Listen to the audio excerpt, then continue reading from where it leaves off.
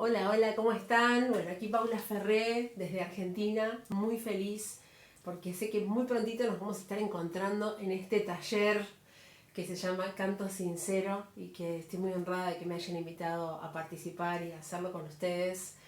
Donna Canzó, muy agradecida por esta invitación maravillosa. Bueno, el taller se llama Canto Sincero. Lo que intenta es poner en el canto las herramientas de empoderamiento que tenemos a nivel comunicacional, emocional, entender que nuestro cuerpo es nuestro instrumento vivo.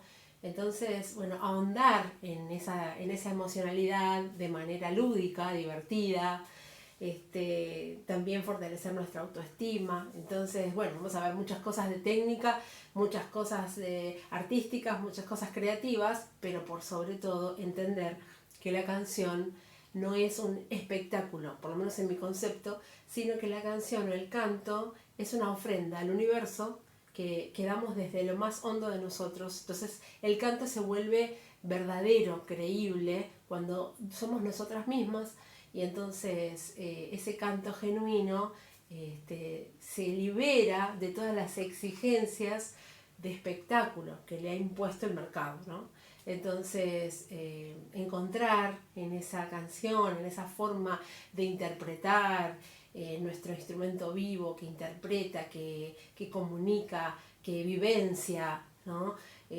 Todas esas sensaciones, poder volcarlas de una manera sencilla y abrir esos canales de comunicación para lograr que este canto sea una entrega hacia un otro y que nos pueda hacer felices, el cuerpo termine cantando porque el cuerpo canta y podemos compartir con otros sin exigencias esta canción. De esta manera también ayudamos a nuestra profesionalización porque ahondamos en la sensibilidad, porque podemos reconocer nuestros propios recursos y bueno, entonces ir tocando diferentes cosas que nos hagan más fuertes, que nos hagan más seguras, que nos vuelvan mejores intérpretes, mejores compositoras y bueno, y que podamos compartir con este mundo que nos rodea esta canción que transforma, que nos hace reflexionar y que nos moviliza, que nos hace más felices también y que es necesaria. Así que estoy muy feliz de compartir este taller el día 4 a la mañana, nos vamos a encontrar. Así que espero que puedan sumarse y que nos veamos muy muy pronto. Les mando un beso ahora desde Buenos Aires y muy prontito personalmente.